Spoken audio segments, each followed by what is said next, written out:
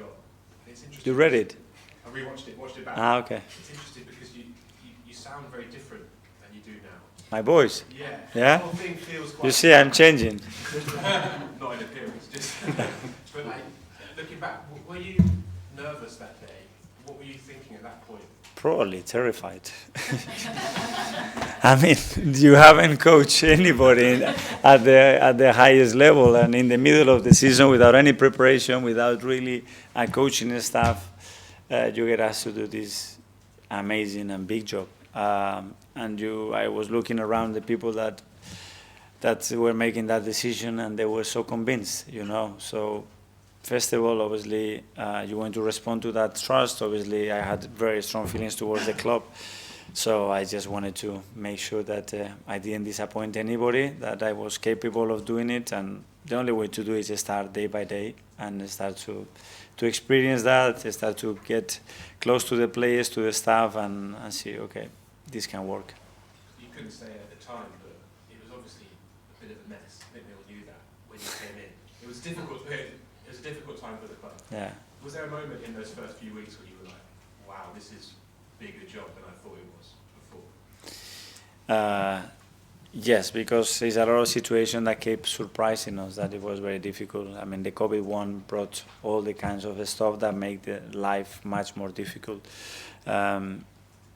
One internally, and the limitations with how we could change the squad and the staff as well. There were a lot of issues. And the other one, it was related to, we could not communicate with our supporters. So that distance was something that I was really worried about, because I could absolutely break anything before we started. But they had some patience. We started to win games and started to look better, and we had the time to shape it up and start to build what we wanted. Yes, sir.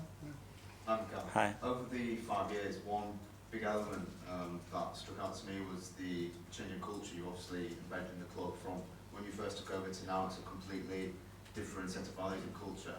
And part of that was the contract terminations of some of the older players a few years ago. How difficult was that at the time, and what did that teach you in terms of players that you were then going to bring in afterwards?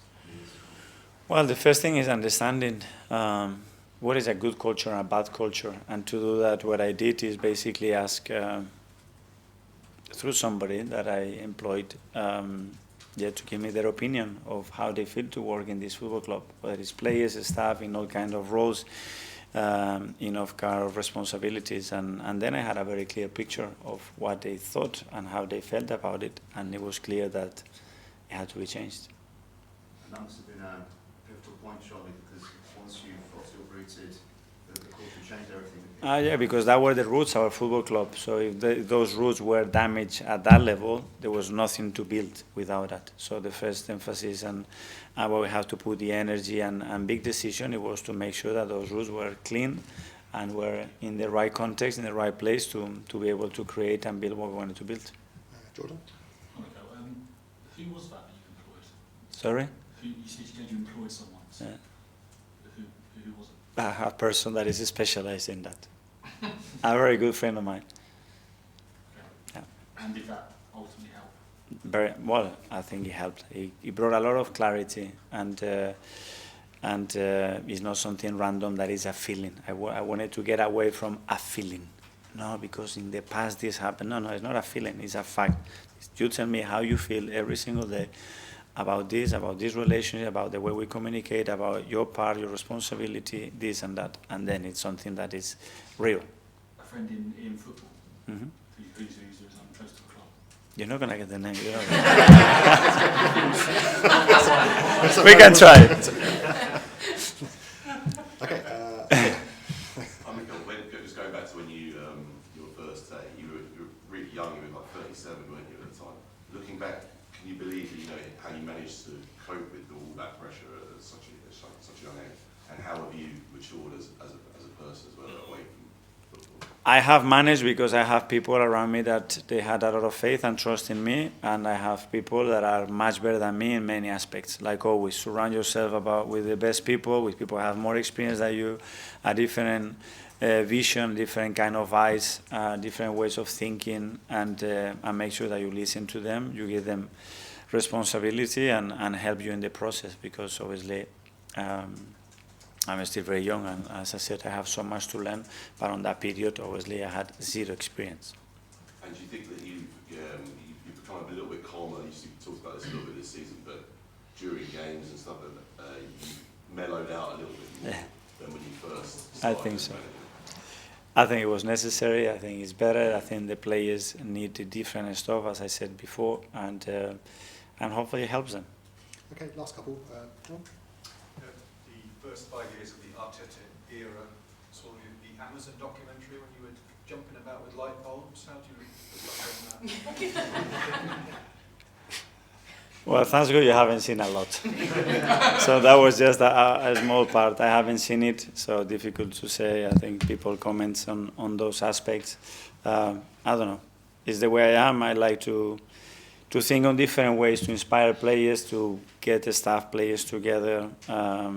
It's a very special, unique generation that we have in our hands, very different to when I was a player, even though I'm still young. So I think they require other stuff, and certainly the dressing room requires other stuff that probably now they don't. And that was a way for a lot of people to see the human side of you, or a side of you that they hadn't seen. Yeah, I think it was at the end, obviously, at the beginning I wasn't probably a big fan of it, because obviously we had enough, and then we have to go through, okay, having cameras and mics every single day for 24 hours, there's no intimacy, everything is shared. And yeah, everybody was a bit worried. I think the reflection, especially from the club's perspective, was it was positive to be transparent and everybody to understand how we were, how much people cares about this club. And if that was the case, then great. Gary? Do you keep mementos, Mikel? You get mementos in the last 5 years, and what would they be? Momentum. Mementos. Like That's like in Spanish, mementos. Yeah. I have a lot, it's constantly recording. I have so many of those. The first day, honestly, it's like a dream comes true, because I really dreamed about that moment, but really realistically 3 or 4 times. And talking to my wife, my kids, I think one day it's going to happen. And when it actually happens, it's like, is it really happening? So I better enjoy it, because I feel so privileged to be where I am, and I don't want to not do it because of the responsibility and what the role brings with it. So does that mean the things you may have kept, you kind of reflect on? The other day you spoke about you might actually watch some of the videos from that period. I mean, we weren't really sure if you were being joking or whether actually you will do that. No, and I do that, and I have people who does that for me for sure. And because my opinion, I think my tendency is going to be looking and focusing on one thing, but I think I have to improve in many, many levels. My communication skill, and the way I talk to players, decisions that I make, what decisions I make on the bench when I have time, the way we prepare things, the staff that I have around you are in the right roles. Do they feel that they can increase responsibility? My relationship with ownership, support, there's so much on that job that you can get better at. So there's no limits. Will you do anything tonight at the team hotel? Sorry? Will you do anything tonight at the team hotel to mark it? To mark my thing? Tonight, yeah. No, I already done the tunnel. Everybody hit me hard. So that's enough. Let's focus on the game tomorrow. And sorry, Rachel, finally Rachel here. You spoke earlier about how you're constantly thinking about having the perfect manager for Arsenal Football Club. And obviously, just like there can't be a perfect football player or a perfect football club, is part of that impossible target what keeps you going? 100%. And how imperfect we are, especially, and how many areas there are still to explore and improve. And that's the beauty of this job. That is limitless. You can work 24 hours and you still have a lot of things to do. And every day is a new day, it brings you new challenges. And you open one window and it's like, wow, and it gives you energy, and let's explore that one. And I love that. I love it because I have as well a lot of staff that they are exactly the same. So you get in the building and there is always that energy going on. And I think the players value that as well, because if not, it becomes a little boring and very systematic every day. Okay, everyone, thanks very much. Yeah, thank you. Thank you.